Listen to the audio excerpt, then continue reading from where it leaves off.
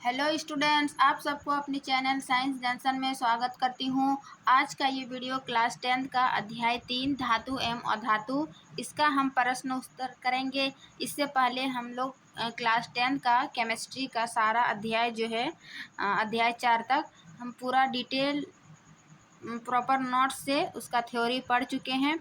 आप लोग यदि थ्योरी नहीं देखे हैं तो चैनल पर जाकर थ्योरी देख लीजिए। उसके बाद उसका क्वेश्चन आंसर बनाइए, चाहे वो अभ्यास का क्वेश्चन हो या फिर आपका बीच का क्वेश्चन है। उन सभी क्वेश्चन को हम लेकर इकट्ठा लेकर आए हैं ताकि आपको खोजने में आसानी हो और आप आसानी से समझकर अपने नोट्स में बनाइएगा। तो चलिए शुरू करते हैं अध्याय 3 का धातु एवं अधातु, इसका प्रश्न उत्तर। इससे पहले हम लोग अध्याय 1 रासायनिक अभिक्रिया एवं समीकरण, अम्ल क्षारक एवं लवण का भी प्रश्न उत्तर कर चुके हैं। आज का यह वीडियो धातु एवं अधातु का करेंगे, यानी अध्याय 3 का। तो चलिए शुरू करते हैं अध्याय 3 धातु एवं अधातु का क्वेश्चन आंसर। तो धातु और धातु में हम थ्योरी के डिटेल लेक्चर में पढ़े थे इसका रासायनिक गुण एवं भौतिक गुण। उसका सबसे पहले क्वेश्चन है पेज नंबर 45 में। क्या है कि ऐसी धातु का उदाहरण दीजिए जो क्या है कमरे के ताप पर द्रव होती है, या एक नंबर का के। फिर है दूसरा नंबर, चाकू से आसानी से काटा जा सकता है। तीसरा है उष्मा की सबसे अच्छी चालक कौन सी धातु होती है, या फिर उष्मा की कुचालक कौन है। तो ऐसी धातु का उदाहरण दीजिए जो कमरे के ताप पर द्रव होती है। तो इसका आंसर हो जाएगा, बताए थे कि जो धातु कमरे के ताप पर द्रव अवस्था में पाई जाती है वो है मरकरी, मीन्स पारा, है ना। एक नंबर का हो जाएगा पारा। फिर दूसरा है कि चाकू से आसानी से काटा जा सकता है। तो इसका आंसर हो जाएगा सोडियम, लिथियम और पोटेशियम। क्यों? क्योंकि ये सबसे अधिक अभिक्रियाशील धातु है, इसीलिए इसको आसानी से चाकू से काटा जा सकता है। तीसरा है उष्मा की सबसे अच्छी चालक होती है, यानी कौन सी धातु उष्मा की सबसे अच्छी चालक होती है। तो इसका आंसर हो जाएगा सिल्वर और कॉपर, जो उष्मा की सबसे अच्छी चालक होती है। चौथा है उष्मा की कुचालक, यानी जिससे विद्युत धारा प्रभावित नहीं होती है, वो कौन सी धातु है। और अभी हम देखें सिल्वर और कॉपर जो विद्युत धारा सबसे अच्छी मतलब प्रभावित होती है, इसीलिए अच्छी चालक कहलाती है। तो चौथा का आंसर हो जाएगा लेड तथा मरकरी। ये क्या है? विद्युत का कुचालक। इससे क्या होगा? विद्युत धारा प्रभावित नहीं होगा। फिर है दूसरा, आघातवर्ध तथा तन्य का अर्थ बताइए, है ना। ये धातु का जब हम भौतिक गुण बता रहे थे तभी एक बताए थे कि धातु आघातवर्ध तथा तन्य होता है। क्या मतलब होता है इसका आघातवर्धता या फिर तन्यता का? इसका देखिए हम नोट्स में बताए थे। आघातवर्धता क्या होता है कि कुछ धातुओं को पीट कर जो है पतली चादर बनाया जा सकता है। पीट कर उसको पतली चादर के रूप में बनाया जा सकता है, जैसे कि सोना तथा चांदी। ये क्या है? सबसे अधिक आघातवर्धता धातु, मीन्स इसको सबसे अधिक पीट कर चादर बनाया जा सकता है। तो ये आघातवर्ध यानी धातु जो है वो आघातवर्धता का गुण है। फिर दूसरा क्या पूछा? तन्यता। तन्यता क्या है कि धातुओं को खींचकर पतले तार के रूप में बनाया जा सकता है, जैसे सोना सबसे अधिक तन्य धातु है, यानी इसको खींच कर पतले तार के रूप में बनाया जा सकता है। यानी 1 ग्राम सोना से 2 किलोमीटर लंबा तार बनाया जा सकता है। सोचिए, 1 ग्राम सोना से 2 किलोमीटर लंबा तार बनाया जा सकता है। तो ये कितना तन्य है। तो यही यहाँ पे क्वेश्चन था, आघातवर्धता तथा तन्य का अर्थ बताइए। तो ये दोनों लिख लीजिएगा, आघातवर्धता और तन्यता। अब हम आगे नेक्स्ट पेज में चलते हैं। Page number 41। पेज नंबर 41 क्या है कि सोडियम को केरोसिन में डुबोकर क्यों रखा जाता है। सोडियम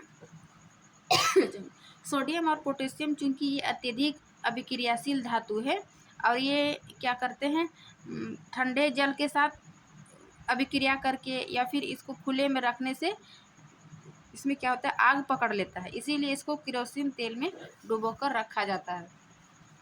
सॉरी, क्वेश्चन नहीं दिखा कि सोडियम को केरोसिन में डुबोकर क्यों रखा जाता है। इसका आंसर होगा क्योंकि सोडियम जो है, सोडियम और पोटेशियम ये क्या करते हैं, वायु में ऑक्सीजन के साथ अभिक्रिया करके ये आग पकड़ लेती है। क्योंकि सोडियम एवं पोटेशियम जो है वो अत्यधिक अभिक्रियाशील धातु है, यानी अभिक्रियाशील धातु के टेबल में ये सबसे अति ऊपरी है ना, उच्च अभिक्रियाशील धातु है। और ये ठंडे जल के साथ भी ऊष्माक्षेपी अभिक्रिया देती है। ऊष्माक्षेपी मीन्स जो ऊष्मा उत्पन्न करती है, तो ये ठंडे जल के साथ भी ऊष्माक्षेपी अभिक्रिया करती है। और इससे जो उत्सर्जित हाइड्रोजन गैस है वो प्रज्वलित हो जाता है, मीन्स जल जाता है। इसलिए इन्हें सुरक्षित रखने तथा अचानक आग को रोकने के लिए क्या करते हैं, इसको केरोसिन तेल में डुबोकर रखा जाता है ना। तो इस क्यों केरोसिन तेल में डुबा कर रखा जाता है, इसका एक्सप्लेन समझ गए पेज नंबर 1 का। फिर दूसरा है कि इन अभिक्रियाओं के लिए समीकरण लिखिए। अभिक्रिया के लिए जैसे भाप के साथ आयरन, वो आपको भाषा में दिया हुआ, आपको समीकरण लिखना है। दूसरा है जल के साथ कैल्शियम तथा पोटेशियम। तो 1 नंबर देखते हैं, भाप के साथ आयरन। भाप यानी कि हम जल को ही यहाँ रिएक्शन में लेंगे, उसी को भाप बोलेंगे। जैसे आयरन को भाप लिए है ना, H2O के 4 अणु और Fe के 3 अणु करके ये क्या बनाया, आयरन ऑक्साइड। यानी जब आयरन भाप से अभिक्रिया करता है तो क्या बनता है, iron oxide plus hydrogen gas. तो यहाँ पर उसके लिए समीकरण लिखने बोल रहा था कि भाप के साथ आयरन क्या बनाएगा, जब भाप आयरन के साथ रिएक्शन करेगा तो क्या बनाएगा, आयरन ऑक्साइड और हाइड्रोजन गैस। फिर दूसरा है जल के साथ कैल्शियम तथा पोटेशियम। कैल्शियम जब जल के साथ अभिक्रिया करेगा तो क्या बनेगा, calcium hydroxide plus hydrogen gas. फिर पोटेशियम जब जल के साथ अभिक्रिया करके क्या बनाएगा, पोटेशियम हाइड्रोक्साइड प्लस जल और प्लस ऊष्मीय ऊर्जा। तो ये थी इसका समीकरण। अब हम आगे बढ़ते हैं क्वेश्चन नंबर 3। सॉरी, ABCMD 4 धातुओं के नमूने को लेकर एक एक करके निम्न विलयन में डाला गया है। इससे प्राप्त परिणाम को निम्न प्रकार से सारणीबद्ध किया गया। मीन्स एक टेबल दिया हुआ है, उस टेबल को देखकर ही आपको क्वेश्चन आंसर लगाना है। जैसे 4 धातु दिया हुआ ABCD और iron sulphate, copper sulphate, zinc sulphate, silver nitrate, इन सभी के साथ क्या क्या अभिक्रिया करता है। तो आयरन सल्फेट के साथ यहाँ धातु A बताए कि कोई अभिक्रिया नहीं करता है। कॉपर सल्फेट के साथ विस्थापन करता है, बाकी ये दोनों खाली है। फिर है B, विस्थापन करता है, कोई अभिक्रिया नहीं करता है, कोई अभिक्रिया नहीं करता है। इस टेबल के अनुसार यहाँ दिया हुआ है कि इस सारणी का उपयोग कर धातु ABCMD के संबंध में निम्न प्रश्नों का उत्तर दीजिए।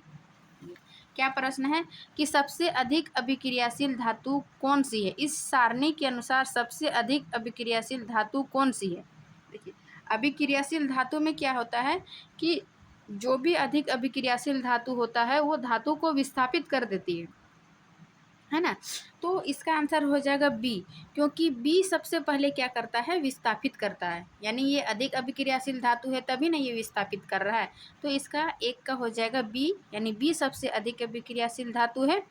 दूसरा है कि धातु B को, यानी इसी को B को कॉपर सल्फेट के विलयन में डाला जाए तो क्या होगा। देखिए, जब कॉपर सल्फेट, क्योंकि कॉपर सल्फेट का जो रंग है यानी CuSO4, इसका जो रंग है वो नीला होता है। तो जब इसको बोल रहा है कि जब कॉपर सल्फेट के विलयन में डाला जाता है धातु B को तो क्या होता है, तो चूंकि पहले कॉपर सल्फेट का रंग नीला होता है, तो जब इसको धातु B में डाला जाता है तो ये इसका नीला रंग जो है वो गायब हो जाता है तथा लालिमा युक्त भूरे रंग की कॉपर की वजह से, है ना। यानी B जो है, धातु B जो है वो कॉपर होगा और उसी के वजह से उसका रंग गायब हो जाता है तथा यहाँ पे देखिए 1 नंबर में देखें कि B सबसे अधिक अभिक्रियाशील धातु है। दूसरा है कि कॉपर सल्फेट का नीला रंग जो है वो गायब हो जाता है।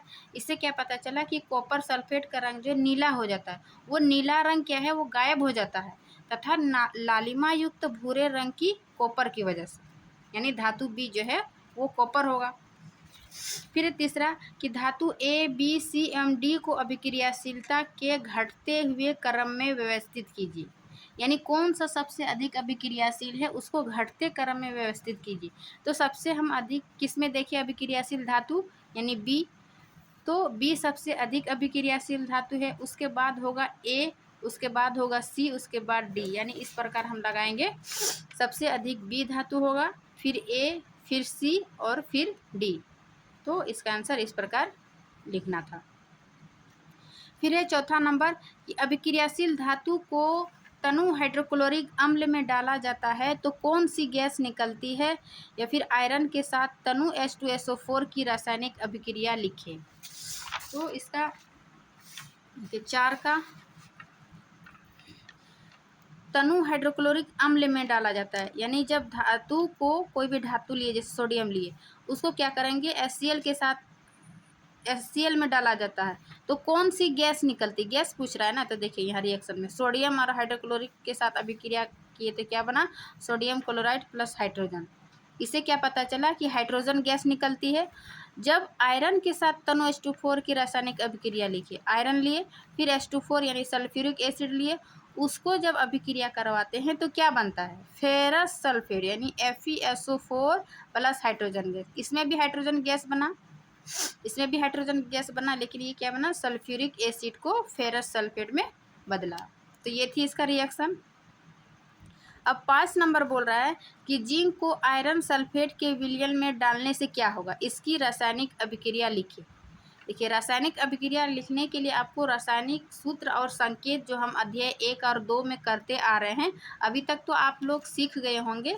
तो देखिए जिंक Zn, जिंक को आयरन सल्फेट FeSO4 के साथ विलयन में डालने से क्या होता है, चूँकि ये आयरन सल्फेट जो है, हाँ आयरन सल्फेट जो है वो हरे रंग का रहता है, ठीक है। लेकिन जब इसको जिंक के साथ अभिक्रिया कराते हैं तो ये रंगहीन हो जाता है, मतलब इसमें कोई भी रंग नहीं दिखता है, ये रंगहीन हो जाता है। जिंक सल्फेट प्लस Fe यानी Fe आयरन ये काले भूरे का हो जाता है और जिंक सल्फेट रंगहीन हो जाता है, कोई रंग प्रदान नहीं करता है। तो ये थी इसका रिएक्शन। अब आगे का क्वेश्चन पेज नंबर नेक्स्ट देखते हैं, पेज नंबर 44, 54 नंबर। एक नंबर क्या है कि सोडियम, ऑक्सीजन एवं मैग्नीशियम के लिए इलेक्ट्रॉन बिंदु संरचना लिखिए। उसका मतलब इलेक्ट्रॉन बिंदु संरचना क्या क्या होगा, सोडियम, ऑक्सीजन एवं मैग्नीशियम का। तो देखिए सबसे पहले यही सोडियम, सोडियम की परमाणु संख्या कितनी होती है, 11। तो इसको इलेक्ट्रॉनिक विन्यास कैसे दर्शाते हैं, 11 को 2 8, यानी अंतिम में अष्ट पूरा होना चाहिए, इसीलिए इसको 2 8 1, 11 हुआ, 2 8 10 और 1 11, यानी 1 बच जाता है। तो सोडियम की बाहरी कक्षा में कितनी हुई, 1, यानी 1 परमाणु संख्या इसमें बचता है। तो इसका इलेक्ट्रॉनिक विन्यास इस प्रकार होगा। ऑक्सीजन की परमाणु संख्या कितनी है, 8। तो इसका इलेक्ट्रॉनिक विन्यास कैसे होगा, 2 और 6, यानी ऑक्सीजन की बाहरी ओर 6 परमाणु होगा, है ना, 1 2 3 4 5 6।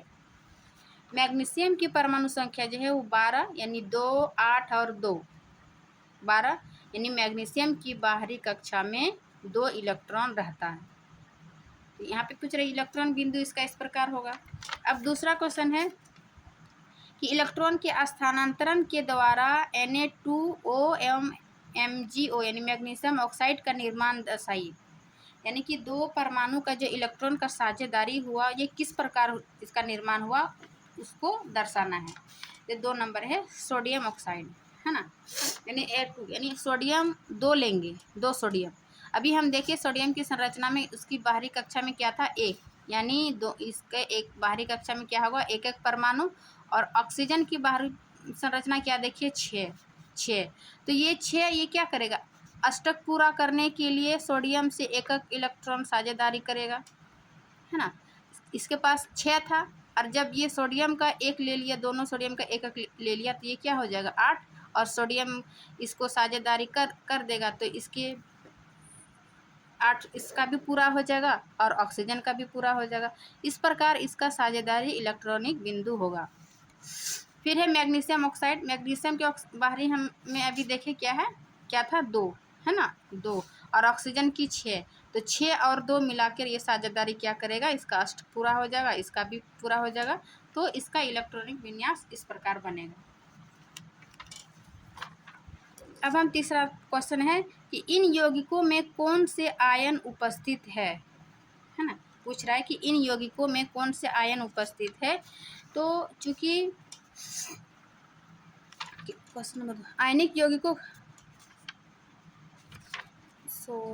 तीसरा नंबर, इन यौगिकों में कौन से आयन उपस्थित है, ये हम 2 नंबर ले लेते हैं। 1 मिनट इसको होल्ड में रखते हैं, हम बता रहे हैं। फिर आयनिक यौगिकों का गलनांक उच्च क्यों होता है।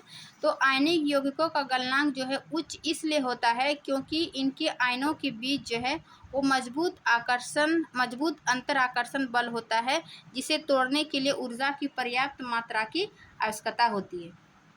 तो इसलिए इसके गलनांक जो है उच्च होता है ना। गलनांक उच्च क्यों होता है, क्योंकि उसके मजबूत अंतर आकर्षण बल के कारण, जिसको तोड़ने के लिए पर्याप्त ऊर्जा की आवश्यकता होती है।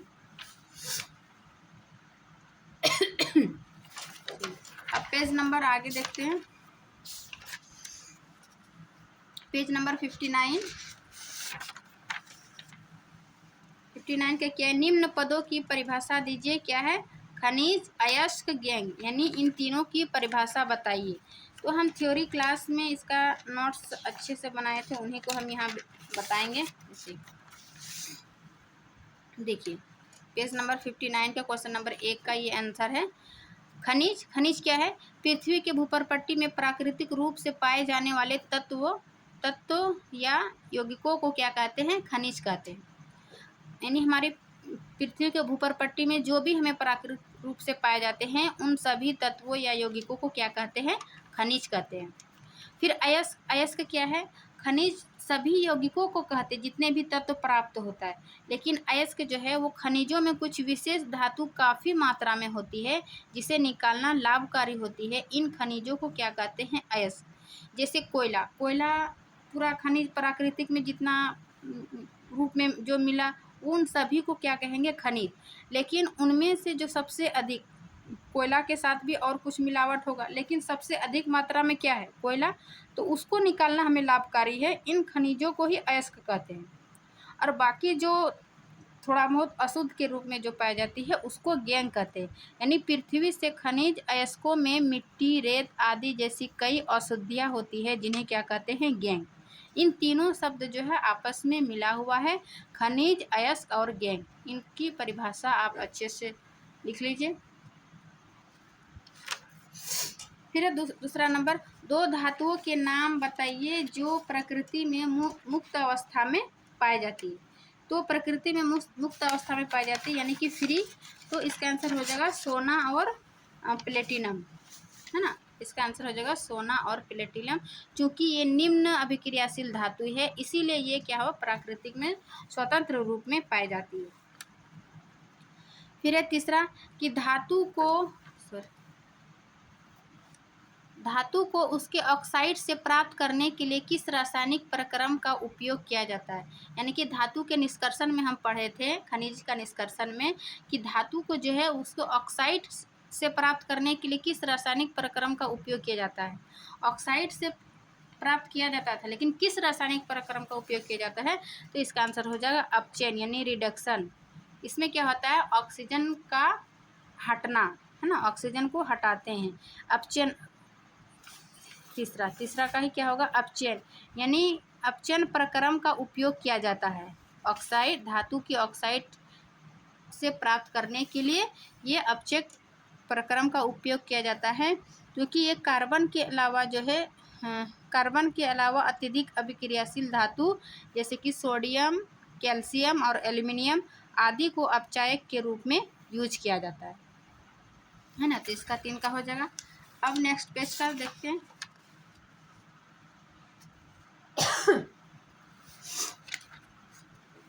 क्वेश्चन पेज 61 का क्वेश्चन 1 क्या है कि जिंक, मैग्नीशियम एवं कॉपर के धात्विक ऑक्साइड को निम्न धातुओं के साथ गर्म किया गया।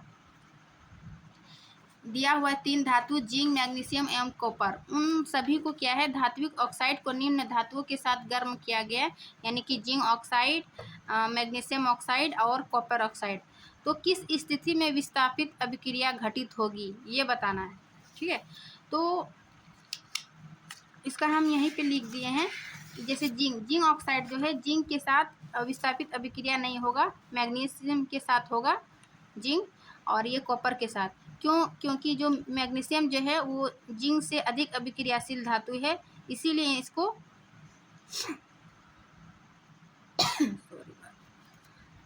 विस्थापित करेगा मैग्नीशियम को।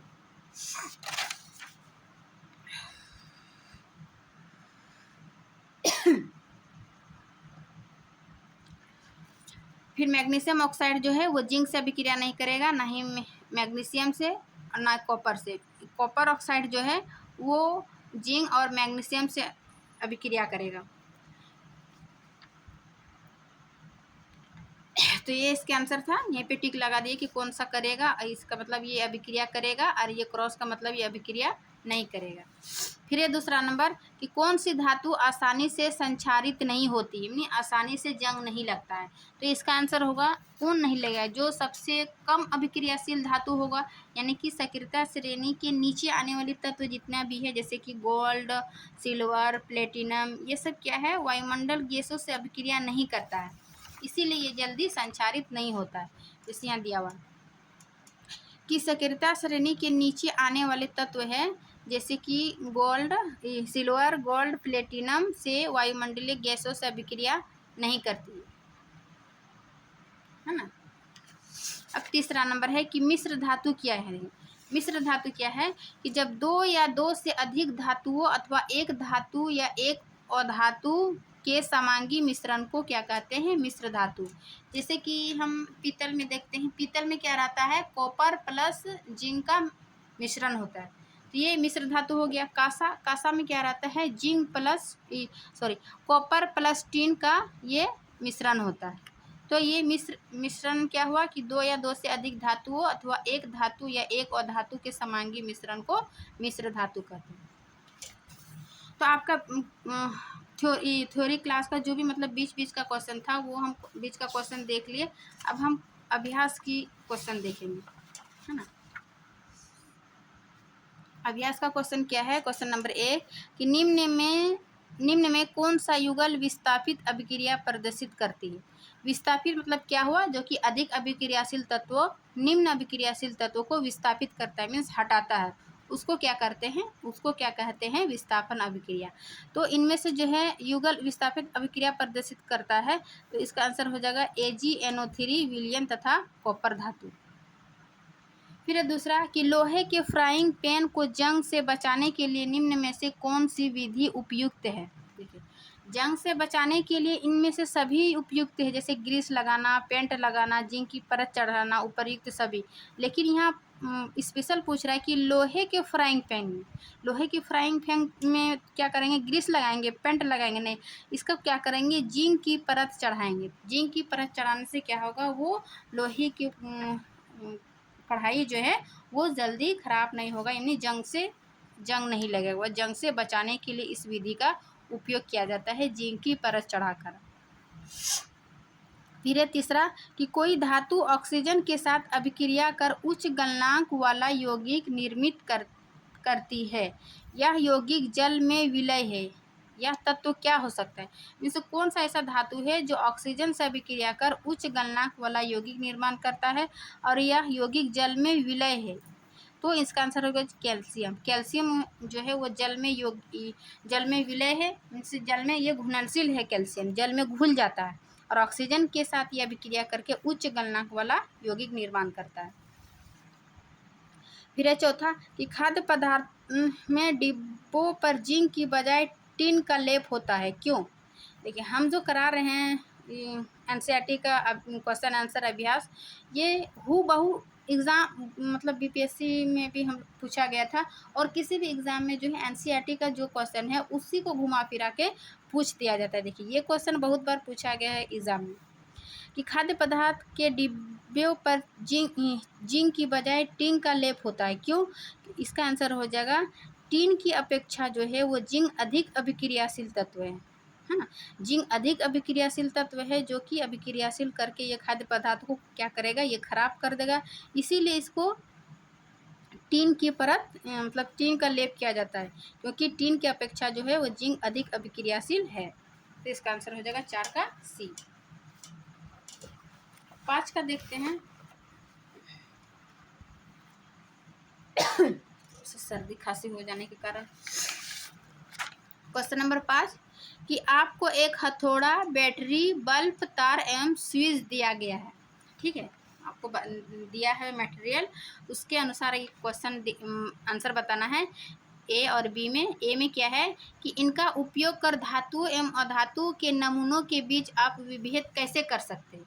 आपको सामान दिया हुआ है कि हथौड़ा दिया है, बैटरी दिए हैं, बल्ब दिए, तार एवं स्विच दिया गया, उसके अनुसार आप बताइए कि धातु और अधातु के नमूने के बीच आप कैसे अंतर कर पाएंगे, वो बताना है।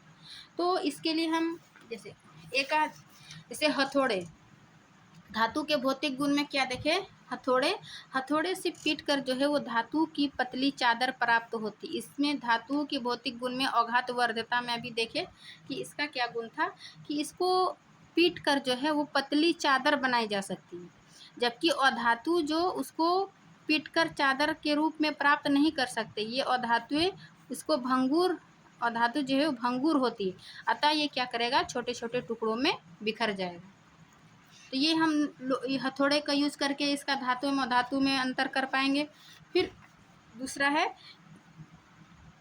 कि धातु एवं अधातु में विभेदन के लिए इन परीक्षणों की उपयोगिताओं का आकलन करें। मतलब इतना जो भी मटेरियल इतना दिया हुआ उसका एक परीक्षण की उपयोगिता का आकलन कीजिए। तो इसका एक परीक्षण से हम करेंगे कि देखिए, बैटरी दिया हुआ है, बल्ब दिया हुआ है, तार दिया हुआ है, स्विच दिया है, इससे क्या पता चलता है कि हम इसका एक विद्युत परिपथ बनाएंगे। उसके बाद हम धातु एवं अधातु की पहचान करेंगे, यानी परीक्षण करेंगे। कैसे, देखिए, विद्युत परिपथ द्वारा सर्वप्रथम हम क्या करेंगे, बल्ब, बैटरी, तार तथा स्विच का उपयोग कर निम्न परिपथ बनाएंगे। यानी इस प्रकार देखिए, एक परिपथ बनाए, क्या दिया हुआ था हमें, बैटरी दिया हुआ है, बल्ब दिया हुआ है, तार जोड़ते हैं, तार दिया हुआ है तथा एक स्विच, इन सभी का उपयोग करके हम क्या बनाए, एक परिपथ बनाए। अब इन परिपथ में कैसे पता करेंगे, इसके बाद क्या करेंगे, बारी बारी से धातुओं और अधातुओं के दिए गए नमूनों को विद्युत परिपथ के क्लिप में लगाकर स्विच को ऑन करते हैं। ठीक, यहाँ पर क्लिप दिया हुआ है। अब जांच के लिए धातु का टुकड़ा, यहाँ पर क्या करेंगे, सबसे पहले धातु का टुकड़ा रखेंगे एक एक करके, फिर अधातु का टुकड़ा करेंगे और यहाँ पर स्विच ऑन करेंगे। क्या देखेंगे, क्या कि जब हम पाते हैं कि धातुओं की स्थिति में जो है वो बल्ब जलने लगता है। जब हम यहाँ पर धातु देते हैं और स्विच को ऑन करते हैं तो क्या होता है, बल्ब जलने लगता है। तो बल्ब कब जलता है, जब इससे विद्युत धारा प्रभावित होगा, तभी ना ये बल्ब जलेगा। तो इससे क्या पता चला, धातु जो है वे विद्युत का चालक है। चूँकि धातु जो है विद्युत का चालक होता है, यानी उससे विद्युत धारा प्रभावित होता है, जबकि अधातुओं के साथ बल्ब नहीं जलता। देखिए, अधातु क्या है, कुचालक, यानी इससे विद्युत धारा प्रभावित नहीं होता है। तो इन परिपथ के मदद से हम क्या किए, धातु और अधातु की पहचान की, है ना। ये थी इसका परीक्षण 5 का। अब हम 6 नंबर देखते हैं। 6 नंबर क्या है कि उभयधर्मी ऑक्साइड क्या होते हैं, 2 उभयधर्मी ऑक्साइड का उदाहरण दीजिए।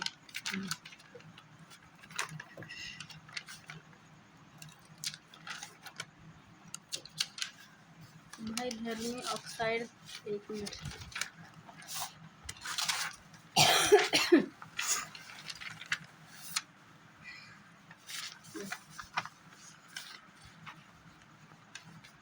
उभयधर्मी ऑक्साइड क्या होते हैं कि ऐसे धातु ऑक्साइड जो अम्ल तथा क्षारक दोनों से अभिक्रिया करके लवण तथा जल प्रदान करते हैं, इन्हीं को क्या कहते हैं, उभयधर्मी ऑक्साइड। यानी कि ऐसे धातु जो अम्ल तथा क्षारक दोनों से अभिक्रिया करता है और दोनों से अभिक्रिया करके क्या बनता है, लवण तथा जल बनाता है, इसी को क्या कहते हैं, उभयधर्मी ऑक्साइड। अब इसका एग्जाम्पल देखते हैं। जैसे कि Al2O3 यानी एल्यूमिनियम ऑक्साइड को क्या करेंगे, अम्ल, पहले क्या करेंगे, अम्ल के साथ अभिक्रिया कराएंगे तो क्या बना, लवण, यानी AlCl प्लस जल। क्या देखें, धातु ऑक्साइड को जब हम अम्ल के साथ अभिक्रिया किए तो क्या बना, लवण प्लस जल। फिर हम उसी धातु को जब क्षारक के साथ यानी सोडियम हाइड्रोक्साइड के साथ अभिक्रिया करते हैं तो क्या बनता है, ये भी लवण तथा जल बनाता है। यानी अम्ल और क्षारक दोनों के साथ धातु ऑक्साइड जो है वो लवण और जल प्रदान करता है। इन्हीं को क्या कहते हैं? उभयधर्मी ऑक्साइड। तो ये थी 6 नंबर का। अब 7 नंबर देखते हैं कि दो धातुओं के नाम बताइए जो तनु अम्ल से, है ना, हाइड्रोजन को विस्थापित कर देंगे तथा दो धातुओं को जो ऐसा नहीं करता। मतलब कौन सा ऐसा धातु है जो तनु अम्लों से हाइड्रोजन को विस्थापित कर देंगे तथा दो धातुएं जो ऐसा नहीं कर सकती। तो इसका एग्जाम्पल होगा 7 का, मैग्नीशियम तथा कैल्शियम धातु जो है वो तनु अम्ल से हाइड्रोजन को विस्थापित कर देगी। याद रखिएगा, मैग्नीशियम तथा कैल्शियम धातु जो है वो तनु अम्ल से हाइड्रोजन को विस्थापित कर देगी, जबकि कॉपर और सिल्वर धातु जो है वो हाइड्रोजन को विस्थापित नहीं कर पाएगा। दोनों याद रखिएगा, इंपॉर्टेंट। मैग्नीशियम तथा कैल्शियम अम्ल से हाइड्रोजन को विस्थापित कर देगी, जबकि कॉपर और सिल्वर जो है वो धातु हाइड्रोजन को विस्थापित नहीं कर पाएगी, क्योंकि ये धातुएं हाइड्रोजन से कम अभिक्रियाशील है ना, हाइड्रोजन से कम अभिक्रियाशील है, इसीलिए ये विस्थापित नहीं कर पाएगी। अब क्वेश्चन नंबर 8 का देखते हैं कि किसी धातु M के विद्युत अपघटनी परिष्करण में आप एनोड, कैथोड एवं विद्युत अपघटय कैसे बनाएंगे। यानी विद्युत अपघटनी परिष्करण में क्या होता है, एनोड, कैथोड एवं विद्युत अपघटय का यूज करता है। उसका पूछ रहा है कि इसका यूज आप कैसे करेंगे, कौन सा एनोड, कहाँ पर एनोड लगाएंगे, कहाँ पर कैथोड लगाएंगे, कहाँ पर विद्युत अपघटय किससे बनाएंगे। तो देखिए, धातु M के विद्युत अपघटनी परिष्करण के लिए एनोड हम वहाँ करेंगे जितना भी अशुद्ध धातु है, यानी M का जितना भी अशुद्ध धातु है वो एनोड पर आके जमा होता है, और जो भी शुद्ध धातु है M की पतली पट्टी यानी कैथोड पर जमा होता है। तो इसको ये याद रखिएगा कि अशुद्ध धातु एनोड पर और शुद्ध धातु कैथोड पर। और विद्युत अपघटन में क्या लेंगे, M धातु का अम्लीकृत लवण विलयन, है ना, M धातु का अम्लीकृत लवण विलयन में विद्युत अपघटय बनाएंगे। तो ये विद्युत अपघटय बनाने के लिए मतलब ये क्या क्या परिष्करण था, ये था। अब 9 नंबर देखते हैं कि प्रत्यूष ने सल्फर चूर्ण को स्पेचुला में लेकर उसे गर्म किया। चित्र के अनुसार एक परखनली को उल्टा करके उसने उत्सर्जित गैस को एकत्र किया। जैसे यहाँ चित्र है, इसमें क्या क्या, सल्फर के पाउडर को एक स्पेचुला से लिया और इसको बर्नर की सहायता से इसको गर्म किया। गर्म तो किया, लेकिन इसमें क्या, एक परखनली को उल्टा रख दिया और इसकी जो गैस है उसको एकत्रित किया, है ना, गैस को। इसमें मतलब जो भी गैस निकला उसमें क्या क्या प्रभाव होगा वही बताना है। जैसे कि ए नंबर क्या पूछा है कि गैस की क्रिया क्या होगी, गैस की क्रिया क्या होगी सूखे लिटमस पत्र पर, है ना, जो गैस को एकत्रित किया उस गैस का सूखे लिटमस पर क्या प्रभाव होगा। तो सूखे लिटमस पर इसका कोई प्रभाव नहीं होगा, है ना, सल्फर पाउडर से जो बना गैस उसका सूखे लिटमस पर पत्र पर कोई प्रभाव नहीं पड़ेगा।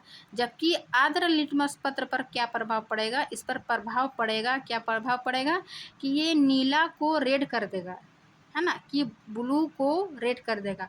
और ब्लू को रेड कौन करता है, यानी अम्ल लाल लिटमस पत्र। तो आर्द्र लिटमस पत्र में इसका प्रभाव पड़ेगा, क्या प्रभाव पड़ेगा, तो ये ब्लू को रेड करेगा। तो ये थी इसका आंसर। हम क्योंकि यहाँ चित्र बना हुआ था इसीलिए हम इसका आंसर भी यहीं पे दर्शा दिए, आप लोग अपना नोट्स बुक में लिखिएगा। बी नंबर है कि ऊपर की अभिक्रियाओं के लिए संतुलित रासायनिक अभिक्रिया लिखे। यानी कि सल्फर जब ऑक्सीजन के साथ अभिक्रिया किया तो क्या बना, सल्फर डाइऑक्साइड, है ना, सल्फर डाइऑक्साइड। फिर सल्फर डाइऑक्साइड जब जल के साथ अभिक्रिया करता है तो H2SO3 यानी सल्फ्यूरस अम्ल बनाता है। ये था इसका संतुलित रासायनिक अभिक्रिया। फिर हम 10 में आते हैं कि लोहे को जंग से बचाने के लिए 2 तरीके बताइए। लोहे से जंग से बचाने के लिए हम इसका बहुत सा तरीका बताए हैं, 1 मिनट बता रहे हैं।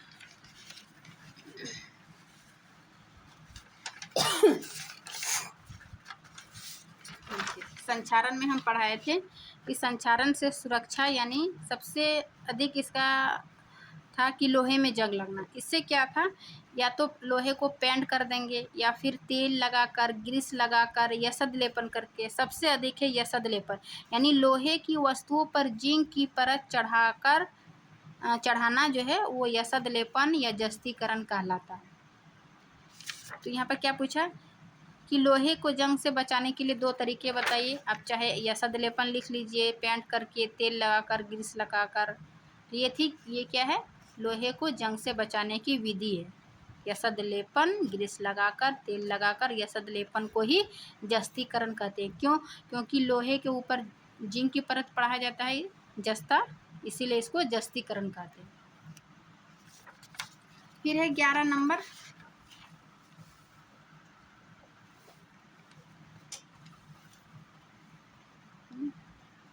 ऑक्सीजन के साथ संयुक्त होकर अधातुएं कैसा ऑक्साइड बनाती है। यानी ऑक्सीजन के साथ संयुक्त होकर अधातुएं जो है वो कैसा ऑक्साइड बनाती है। तो 11 का आंसर हो जाएगा कि ऑक्सीजन के साथ संयुक्त होकर अधिकांश अधातुएं जो है वो अम्लीय ऑक्साइड बनाती है ना। ऑक्सीजन के साथ संयुक्त होकर अधिकांश अधातुएं क्या बनाता है, अम्लीय ऑक्साइड। लेकिन कुछ अधातुएं जो है वो उदासीन ऑक्साइड भी बनाती है। इसका एग्जांपल हम देख लेते हैं अम्लीय ऑक्साइड का। जैसे कि सल्फर ऑक्सीजन के साथ मिलकर क्या बना, सल्फर डाइऑक्साइड। कार्बन ऑक्सीजन के साथ मिलकर क्या बनाया, कार्बन डाइऑक्साइड। नाइट्रोजन ऑक्सीजन के साथ मिलकर क्या बना, नाइट्रोजन ऑक्साइड। तो ये अम्लीय ऑक्साइड का उदाहरण था। दूसरा उदाहरण उदासीन का कि हाइड्रोजन जो है ऑक्सीजन के साथ मिलकर क्या बनाए, H2O जल, CO। इस प्रकार ऑक्सीजन से संयुक्त होकर अधिकांश धातु अम्लीय ऑक्साइड और जो भी कुछ बचा हुआ वो उदासीन ऑक्साइड बनाती है। तो ये 11 का आंसर था। अब 12 का देखते हैं, कारण बताइए, है ना। कारण पूछ रहा है कि प्लेटिनम, सोना एवं चांदी का उपयोग आभूषण बनाने के लिए किया जाता है। तो क्यों किया जाता है इसका उपयोग, उसका कारण बताना है। तो 12 का ए देखिए, चूंकि सोना, सिल्वर और प्लेटिनम का यूज जो है वो आभूषण बनाने में इसलिए किया जाता है क्योंकि ये धातु जो है वायु या फिर आर्द्रता यानी नमी और अम्लों से जल्दी संचारित नहीं होते। क्यों नहीं होते, क्योंकि ये अभिक्रियाशीलता श्रेणी में जो है वो निम्न अभिक्रियाशील धातु है, इसीलिए ये जल्दी संचारित नहीं होता है और ये वायु और नमी के साथ जल्दी रिएक्शन नहीं करता है और इसकी धात्विक चमक जो है वो लंबे समय तक रहती है। साथ ही ये धातुएं जो है वो आघातवर्धता और तन्य भी होते हैं। ये दोनों का मतलब हम समझा चुके हैं, इसीलिए इसको आभूषण बनाने के लिए यूज किया जाता है। दूसरा क्या है कि सोडियम और पोटेशियम एवं लिथियम को तेल के अंदर संग्रहित यानी डुबो कर रखा जाता है। क्यों, इसका कारण बताइए। इसका क्वेश्चन पेज नंबर 51 में एक क्वेश्चन का एक्सप्लेन बताए थे, वहीं पे लिख लीजिएगा। क्योंकि सोडियम एवं पोटेशियम जो है ऑक्सीजन वायुमंडल में ऑक्सीजन के साथ मिलकर यह क्या करता है, ये आग पकड़ लेता है। क्योंकि सोडियम एवं पोटेशियम जो है वो अत्यधिक अभिक्रियाशील धातु है और ये ठंडे जल के साथ भी ऊष्माक्षेपीय अभिक्रिया करती है और इससे उत्सर्जित हाइड्रोजन गैस जो है वो प्रज्वलित हो जाता है। इसलिए उन्हें सुरक्षित रखने तथा अचानक आग को रोकने के लिए क्या करते हैं, इसको केरोसिन तेल में डुबा कर रखा जाता है। तो ये क्वेश्चन बी था, 12 का बी। अब 13 का सी नंबर देखते हैं कि एल्युमिनियम जो है वो अत्यंत अभिक्रियाशील धातु है। ठीक है, अत्यंत अभिक्रियाशील धातु है, फिर भी इसका उपयोग जो है वो खाना बनाने वाले बर्तन के लिए किया जाता है। सही बोल रहा है कि एल्युमिनियम जो है अत्यधिक अभिक्रियाशील धातु है, फिर भी हम इसका उपयोग क्या करते हैं, खाना बनाने वाले बर्तन में किया जाता है। तो क्यों किया जाता है आखिर वो, तो देखिए क्या है सी का, क्योंकि बर्तन के ऊपर जो है वो एल्युमिनियम ऑक्साइड की परत बन जाती है। एल्युमिनियम का बर्तन जो है उसके ऊपर जो है एल्युमिनियम ऑक्साइड की परत बन जाती है जो एल्युमिनियम की सतह को संक्षारित होने से बचाता है। एल्युमिनियम ऑक्साइड क्या करता है, संक्षारित से हमें बचाता है, इसीलिए हम खाद्य पदार्थों को है खराब होने से बचाते हैं। तभी ना हम एल्युमिनियम के बर्तन को यूज कर सकते हैं, क्योंकि उसके ऊपर जो एल्युमिनियम ऑक्साइड की परत बन जाती है, जिसका कारण वो एल्युमिनियम की सतह को संक्षारित नहीं हो पाता है और वो हमें खाद्य पदार्थों को खराब नहीं होने देता, इसीलिए इसका यूज किया जाता है। फिर है डी कि निष्कर्षण प्रक्रम में कार्बोनेट एवं सल्फाइड एस को ऑक्साइड में परिवर्तित कीजिए। यानी कि संक्षारण खनिज का निष्कर्षण में हम पढ़ाए थे निष्कर्षण प्रक्रम में कि कार्बोनेट एवं सल्फाइड एस को ऑक्साइड में परिवर्तित किया जाता है। क्यों किया जाता है, उसका कारण बताइए। क्योंकि किसी धातु को उसके सल्फाइड और कार्बोनेट, याद रखिए, सल्फाइड और कार्बोनेट की तुलना में उसके ऑक्साइडों से जो प्राप्त करना अधिक आसान होता है, इसीलिए निष्कर्षण प्रक्रम में कार्बोनेट एवं सल्फाइड एस को ऑक्साइड में परिवर्तित किया जाता है। समझ गए। फिर है क्वेश्चन नंबर 13, क्या है, आपने तांबे के मलिन बर्तन को नींबू या इमली के रस से साफ करते अवश्य देखा होगा। हम अपने घरेलू लाइफ में क्या करते हैं, जब बर्तन पूरे जल जाता है, गंदा हो जाता है, तो उसको क्या करते हैं, नींबू या इमली के रस से साफ करते हैं। या क्यों करते हैं, या खट्टे पदार्थ बर्तन को साफ करने में क्यों प्रभावी, क्यों बोलता है, विम बार में एक नींबू है ना, चिकनी सफाई होगी, मतलब अच्छी सफाई होगी, तो ये क्यों खट्टा पदार्थ जो है बर्तन को साफ करते हैं। तो इसका आंसर होगा कि तांबे के ऊपर जो है आर्द्र वायु तथा कार्बन डाइऑक्साइड के कारण कॉपर कार्बोनेट की हरी सी परत बन जाती है ना। तांबे के ऊपर जो है वो वायुमंडल में ऑक्सीजन या आर्द्र तथा कार्बन डाइऑक्साइड के कारण जो है वो कॉपर कार्बोनेट की एक पतली सी, मतलब हरी परत जम जाती है, जो क्षारकीय प्रकृति की होती है। प्रकृति की देखिए, जो कार्बोनेट कॉपर कार्बोनेट की पतली परत चढ़ती है उसका रंग हरा होता है। ये ऑब्जेक्टिव टाइप में भी पूछा जा सकता है कि कॉपर कार्बोनेट का रंग जो है वो हरा हो जाता है, और ये क्षारकीय प्रकृति की होती है।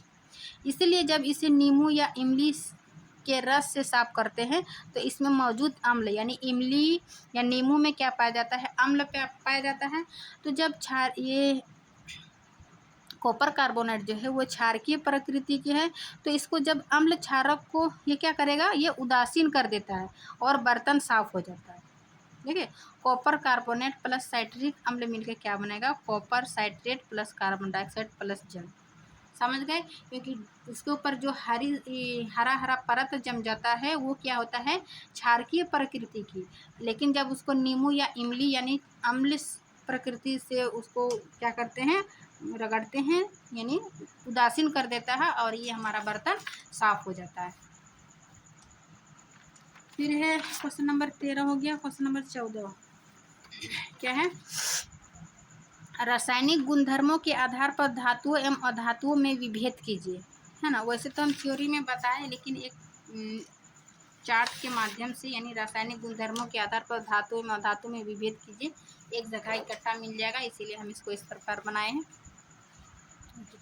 एक साइड लिख लेंगे धातु, दूसरा साइड अधातु, ये दोनों में अंतर बताना है। रासायनिक गुणधर्म के आधार पर धातुएं जो है, प्रायः धातुएं जो है वो क्षारकीय ऑक्साइड बनाती है ना, क्षारक के साथ मिलकर ये क्या करता है, क्षारीय ऑक्साइड बनाती है। जबकि अधातुएं अम्लीय या उदासीन ऑक्साइड बनाती है। ये मुख्य अंतर हो गया। फिर दूसरा है कि धातुएं जो है वो तनु HCl या तनु H2SO4 से अभिक्रिया कर हाइड्रोजन गैस मुक्त करती है, क्योंकि हाइड्रोजन को जो है विस्थापित कर देती है। धातु का यह गुण है कि HCl और H2SO4 से अभिक्रिया कर हाइड्रोजन गैस मुक्त करती है, क्योंकि यह हाइड्रोजन को विस्थापित कर देती है। वही अधातु में क्या होता है, तनु HCl या H2O4 से अभिक्रिया नहीं करता है, क्योंकि ये हाइड्रोजन को विस्थापित नहीं करता, इसलिए ये अभिक्रिया नहीं करता है। फिर तीसरा अंतर देखेंगे कि धातुएं जो है वो अपचायक होती है। अपचायक मीन्स ऑक्सीजन को रिमूव करता है, हटाता है। धातुएं अपचायक होती है, जबकि अधातुएं जो है वो अपचायक नहीं होती है, नहीं होगा, अपचायक नहीं होती है। अपचायक नहीं होती तो क्या होती है, यानी उपचायक होती है, उपचायक होती है, और धातुएं अपचायक होती है। धातुएं जो है इलेक्ट्रॉन त्याग कर पॉजिटिव आयन बनाता है। धनात्मक, यानी धातु इलेक्ट्रॉन को त्यागता है और अपने ओर पॉजिटिव आयन बनाता है। जैसे कि सोडियम, ये क्या करता है, एक इलेक्ट्रॉन करके इलेक्ट्रॉन देता है, त्यागता है, तो इसके ओर पॉजिटिव आयन बन जाता है। और अधातुएं जो है इलेक्ट्रॉन ग्रहण कर नेगेटिव आयन बनाता है, ऋणात्मक, जैसे कि क्लोरीन। ये क्या करता है, एक इलेक्ट्रॉन सोडियम से लेकर ये ऋणायन यानी पॉजिटिव आयन बनाता है। फिर पांचवा अंतर देखेंगे कि धातुएं जो है जल या भाप से हाइड्रोजन को विस्थापित कर देता है, और धातुएं जल से या भाप से अभिक्रिया नहीं करती है तथा हाइड्रोजन को जल से विस्थापित नहीं करता है। फिर छठा कि सभी धातुएं जो है हाइड्रोजन से संयोग कर हाइड्राइड नहीं बनाती है, लेकिन सोडियम, पोटेशियम और कैल्शियम जैसे अभिक्रियाशील तत्व बनाती है। यानी सभी धातुएं जो है हाइड्रोजन से संयोग कर हाइड्राइड नहीं बनाती है।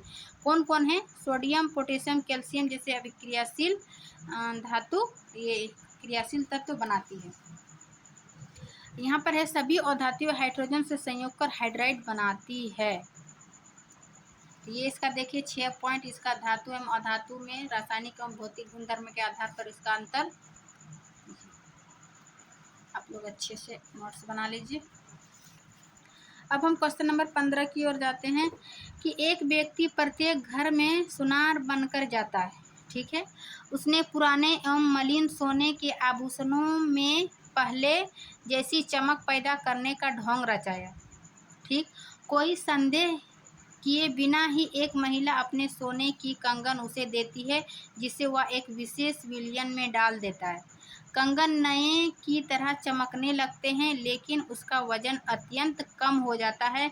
वह महिला बहुत दुखी होती है तथा तर्क वितर्क के बाद उस व्यक्ति को झुकना पड़ता है। एक जासूस की तरह क्या आप उस विलयन की प्रकृति के बारे में बता सकते हैं? यदि आप मेरा थ्योरी लेक्चर पढ़े तो आप इसका आंसर तुरंत दे दीजिएगा। जैसे कि एक घोल बताए थे एक्वारेजिया। एक्वारेजिया क्या होता है, ये रॉयल घोल बोला जाता है, क्योंकि यही एक घोल है जो कि सोने को गलाने का क्षमता है।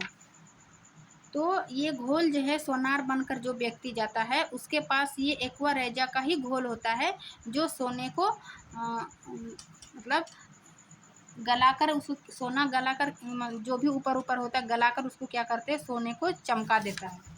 तो इसका एक्सप्लेनेशन में लिखिएगा कि वह व्यक्ति जो सुनार बनकर जाता है उसके पास एक्वारेजिया है ना, उसके पास एक्वारेजिया का विलयन है, जो कि 3:1 में सांद्र HCl एवं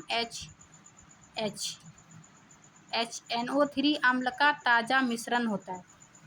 देखो एक्वारेजिया में क्या होता है, 3:1 में यानी 3 का अणु HCl रहता है और एक HNO3, इन दोनों का ताज़ा मिश्रण होता है एक्वारेजिया में।